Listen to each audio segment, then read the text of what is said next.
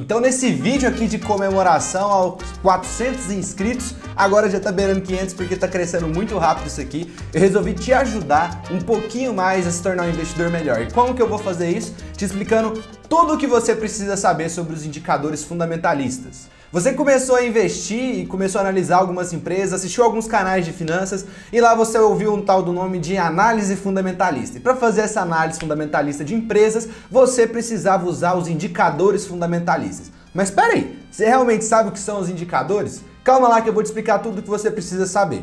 Então tá, vamos por partes. O que são os indicadores fundamentalistas? Os indicadores fundamentalistas nada mais são do que métricas utilizadas para analisar uma empresa. É como se você passasse um raio-x na empresa e descobrisse como que ela anda, o que ela anda fazendo, o que ela anda comprando, vendendo, como que anda a receita, como que anda o lucro. E para fazer isso a gente usa operações matemáticas básicas. Não tem nada de difícil nos indicadores. Mas aqui eu vou te explicar como que você faz para chegar nesses números e o que esses números indicam. Então, para chegar na conclusão de como que uma empresa tá, a gente pega os números dela e divide por outros números, ou soma por outros números, ou subtrai por outros números, sempre nessa mesma forma. Os indicadores servem, então, para você tomar melhores decisões. Imagina que antigamente tudo isso aí era feito na mão. O cara tinha que ir lá, ler um balanço de uma empresa, tal, no dedinho, na calculadora, descobrir tudo isso. E agora, com o investimento 3.0, a era digital dos investidores, a popularização dos investimentos, você consegue ter acesso aí em diversas plataformas como Fundamentos, Fundamentei, Investidor Sardinha, Investidor 10, Banco Data, e são diversas outras plataformas que te oferecem ali tudo que você precisa saber, o númerozinho pronto mastigado. Mas não adianta nada o número estar lá na sua cara se você não sabe o que cada um desses números quer dizer. Outra coisa sobre os indicadores também é importante ressaltar que eles são muito bons para poder analisar o passado da empresa. A gente é muito bom para olhar para uma coisa que já aconteceu e falar, putz, beleza, aconteceu isso. Mas para prever o futuro, os indicadores não servem. Então assim, na hora que você for colocar uma empresa na sua carteira, sempre leve em consideração que os indicadores mostram o passado da empresa, mas para o futuro da empresa você tem que ter um pouco mais de raciocínio e um pouco mais a fundo. Olhar a história da empresa, se ela investe em inovação, tecnologia, tudo isso. Mas vamos nos ater aos indicadores fundamentalistas. Então agora que você já deu uma manjada, já deu uma sacada aqui que os indicadores são métricas utilizadas para poder falar um pouco mais sobre o exercício da empresa, o que ela anda fazendo com o capital, o que ela anda fazendo com o lucro, como que o lucro está indo e tudo mais, papapá. Mas você não sabia certamente que existiam classes de indicadores. Os indicadores são divididos em 5 classes principais. Quais são os 5 principais então? A gente tem os indicadores de preço ou valuation, que levam em consideração o preço da ação na hora de fazer qualquer análise. Todos os indicadores de valuation vão pegar o preço da ação e dividir por alguma coisa, ou somar com alguma coisa, ou subtrair com alguma coisa. Sempre vai estar lá o preço da ação. Outro indicador também é o indicador de eficiência, a segunda classe de indicador. Serve para mensurar a eficiência da empresa, a capacidade dela de gerar lucro, rentabilizar o patrimônio, todos os outros tópicos ali que você vai aprender ao decorrer desse vídeo. Terceira classe de indicadores são os indicadores de endividamento, para saber como que o endividamento da empresa anda, se ele está sendo prejudicial ou não. Lá você consegue achar dívida líquida, dívida bruta, dividir as duas, dividir pela margem EBITDA, dividir por um monte de coisa e aí você consegue ver se o endividamento está sendo bom ou não. Além disso, tem os indicadores de rentabilidade, além dos de eficiência. E por último, a gente tem os indicadores de crescimento, para mostrar como que está o crescimento. E o indicador de crescimento é o CAGR, C-A-G-R, ou taxa de crescimento composta, de receita e de lucro, para saber se a empresa está crescendo. Tá, então vamos aqui para cada um desses para você entender melhor. Os indicadores de preço e valuation. Como eu disse anteriormente, eles servem para traçar uma relação entre o preço da ação e uma outra coisa. Pode ser o dividendo pago, pode ser o lucro por ação, pode ser o valor patrimonial e por aí vai. Existem mais indicadores do que esse de valuation, mas os principais aí que vai estar na sua vida como investidor são o dividend yield, o PL e o PVP. É o quê? O que é o dividend yield? Dividend yield é uma métrica utilizada para saber qual que é o rendimento de dividendos comparado com o preço da ação. A fórmula dele é bem simples, você vai estar vendo aqui na tela. É o dividendo pago por ação dividido pelo preço da ação vezes 100. Por que vezes 100? Quando você dividir isso, vai dar um número menor do que zero, você multiplica por 100, porque você está querendo achar ali uma porcentagem. O dividendo pago por ação, de vez em quando você acha no RI da empresa, mas de vez em quando você não acha, e você tem que descobrir o dividendo por ação. Como que você vai descobrir o dividendo pago por ação? É simples. Pega o dividendo pago total e divide pelo número de ações, né? Pode ser ordinários e preferenciais, você vai pegar o número total de ações. A não ser que existam classes de preferenciais ali, esse dividendo pago por ação vai se manter. Algumas classes preferenciais conseguem ter uma vantagem no pagamento de dividendos, mas a gente vai abordar o que acontece aqui na maioria dos casos. Hoje em dia, com o novo mercado, a gente tem uma crescente ali na valorização das ações ordinárias, então esse número vai ficar muito mais fácil para você. Então você vai pegar o dividendo pago total, dividir pela quantidade de ações e vai descobrir qual que é o dividendo pago por cada ação. Como eu falei, você vai achar em alguns casos no RI da empresa já pronto, de bate-boca ali, quanto foi pago por ação no ano. Mas quando você não acha, você pode descobrir dessa forma que eu te expliquei. Agora que você já sabe como que funciona o dividend yield ali, mais ou menos, você vai passar agora para o PL, que é o preço sobre o lucro. Ele é dividido ao pegar o preço da ação o lucro por ação. O lucro por ação seria o lucro que você teria ali por cada ação da empresa. Ou seja, você pega o lucro da empresa total, divide pela quantidade de ações e você vai descobrir o lucro por ação, que é chamado LPA. Para que serve então o PL? O PL, apesar de que muitos investidores já conhecem isso, servem como uma estimativa do tempo que você demoraria para poder retornar o seu investimento. Não é ipsis literis, não é exatamente isso, mas só que no dia a dia você acaba usando o PL dessa forma. O PL tem alguns problemas. O lucro tem que permanecer constante, uma vez que a gente usa o lucro por ação. O preço da ação tem que se manter constante, que a gente usa também o preço da ação na fórmula, e também a empresa tem que decidir distribuir a mesma porcentagem de lucro. Quando a empresa lucra no ano, ela decide fazer um payout, que é o quanto vai ser distribuído o lucro líquido no ano. Esse payout é definido pela Assembleia Geral Extraordinária e aí vai decidir no pagamento de dividendos quanto será pago do lucro líquido em forma de dividendos. A empresa pode pegar o lucro líquido e pagar em dividendos, 100%, 30%, 40%, ou se não, pegar o lucro líquido ali e decidir em Assembleia investir no próprio negócio. E o terceiro indicador de valuation aqui que eu separei para vocês foi o PVP, que é o preço sobre valor patrimonial, ou PVPA, preço sobre valor patrimonial por ação. Você pega o valor patrimonial por ação, que é o chamado VPA, e divide pelo preço. Na verdade, é o preço dividido sobre o valor patrimonial por ação. Como que você chega no valor patrimonial por ação?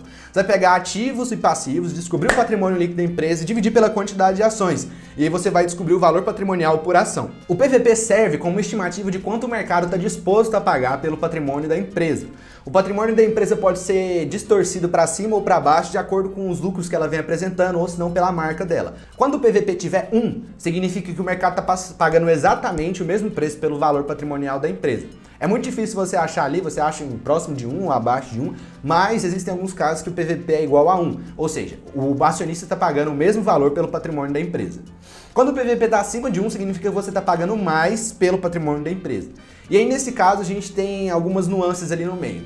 O mercado pode estar pagando mais pelo patrimônio da empresa por conta de um crescimento que ela vem apresentando nos últimos anos, ou também pela marca da empresa, que é muito forte e consolidada no mercado, que é o caso de Casas Bahia. Ou também não, o mercado pode estar acreditando que a empresa vai crescer simplesmente porque ela vai crescer e aí começa a negociar o preço sobre valor patrimonial muitas vezes acima e... Passando aqui então para os indicadores de eficiência, a gente tem a margem bruta, a margem líquida e a margem EBIT. Existem mais indicadores de eficiência, como eu falei para vocês, mas o mais básico está aqui. O que você precisa saber de começo é esse, mas não é o final. O que mede esses indicadores de eficiência? É basicamente o que sobra depois de custos operacionais, impostos, a gente vai falar sobre cada um deles.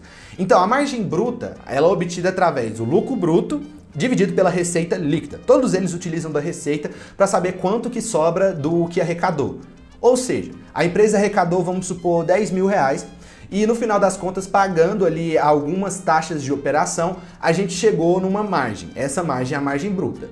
Ou depois ali a gente pagou as taxas de operações e ainda os impostos, e a gente seja na margem líquida.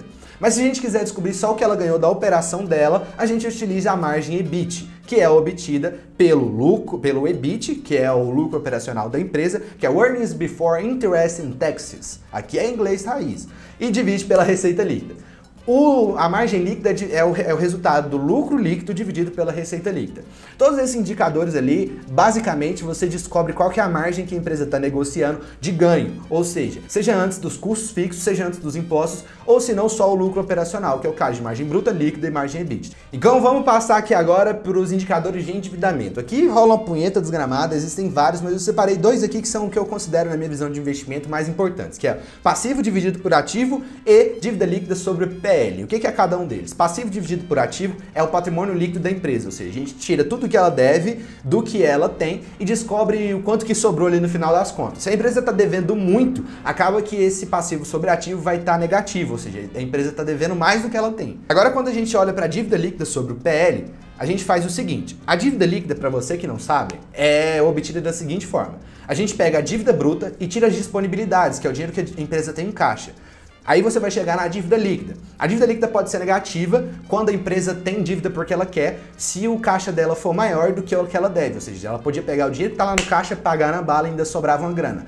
Esse número que sobrar vai ser a dívida líquida negativa. Ou não, ela pode ser positiva, ou seja, ela pega o caixa, paga todas as dívidas, mas ainda sobra alguma coisa. Significa que a empresa está devendo mais do que ela tem em caixa.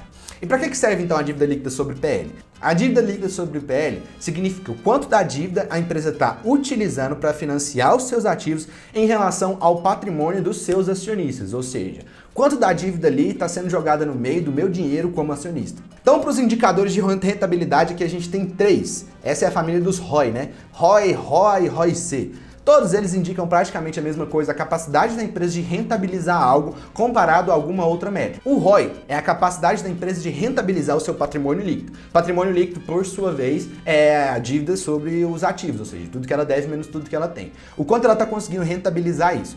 O ROI é o mais utilizado porque ele é uma estimativa de quanto você está ganhando ali naquela operação com o risco que você está tendo investindo naquela empresa. Por exemplo, se eu invisto numa empresa que tem um ROI abaixo da Selic ou do CDI, compensa mais eu não correr o risco de investir em uma empresa e colocar meu dinheiro lá no Selic e no CDI porque a rentabilidade vai ser a mesma. Agora o ROA, ROA, é diferente. Ele é a capacidade de rentabilizar os ativos da empresa, ou seja, qual que é o ativo da empresa? Beleza, eu tenho ali uma casa, eu tenho ali uma câmera, eu tenho aqui um estúdio, papapá. O quanto que eu consigo rentabilizar esses ativos, não o patrimônio líquido. E tem o ROIC, que é do capital total investido pelo sócio, a capacidade da empresa de rentabilizar o capital dos sócios, o capital total investido, seja nos follow-ons que ela fez, seja na emissão de debêntures que ela fez, todo esse capital ali que foi arrecadado, a capacidade dela de rentabilizar isso. A diferença é muito pouco entre um e outro, mas só que eu espero que você tenha entendido. Se você tiver entendido até aqui, deixa aquele like para eu saber que você está gostando desse tipo de conteúdo. Então agora vamos passar para os últimos das classes dos indicadores, que são os indicadores de crescimento. O nome é em inglês, mas eu vou traduzir aqui para vocês. É o Compound Annual Growth Rate, que significa taxa de crescimento anual composta. Então, como a taxa composta é anual, você pode colocar quantos anos você quiser ali. O mais utilizado no mercado, inclusive se você abrir lá o fundamento, você vai ver que o CAGR é de 5 anos, que é o crescimento da receita nos últimos 5 anos. O crescimento da receita é para saber o quanto que a empresa está crescendo em receita, e o crescimento do lucro é para saber quanto que está sobrando no final das contas, que é o quanto lucro a empresa está conseguindo aumentar ali com as suas operações. É mesmo? Tá, Matheus, você me explicou o que eu faço agora. Simples. Com esse vídeo aqui eu coloquei o poder nas suas mãos. Você vai poder olhar para os indicadores, entender eles, e se não tiver lá no site, meu irmão, você vai saber chegar neles na bala, porque eu expliquei cada um deles aqui para você. Eu espero que esse vídeo tenha te ajudado a te tornar um investidor melhor e te capacitar para poder tomar melhores decisões. Eu vejo muitas pessoas analisando empresas e pulando a casinha, né, pulando uma etapa, olhando vídeos prontos ali e tudo mais, e na minha visão eu acho que você tem que decidir. Não compensa aqui eu ficar falando 10 melhores empresas para você ir lá procurar e caçar uma, ou ficar aqui passando horas analisando empresas, como é o caso que eu fiz em ABC, Banrisul, Vivara, Fleury, Iochpe Maxion. Não adianta nada eu analisar se você só olhar eu analisando e não saber analisar por conta própria, porque isso vai ficar dependente do meu canal. Então eu espero que esse vídeo tenha te ajudado no final das contas, você tenha aprendido algo novo aqui comigo. É muito bom fazer esse tipo de conteúdo, eu tô muito feliz pelos 400 inscritos que a gente vem chegando, inclusive eu até rapei meu cabelo como forma de comemoração. Se eu tiver ficado mais bonitinho assim com esse cabelo, comenta aqui embaixo o que você achou. Então, para você me agradecer por trazer esse conteúdo gratuito aqui para você e fazer esse conteúdo assim com extremo carinho, eu espero que você se inscreva aqui no canal, porque é muito importante e no final das contas tenha deixado aquele like para o YouTube entender que esse vídeo é muito bom. Muito obrigado, você me faz muito feliz assistindo esse vídeo e eu tô muito feliz pelos 400 inscritos, tá bom? Um beijão e agora que você já conhece o procedimento padrão, solta aquela vinhetinha safada! Now the world don't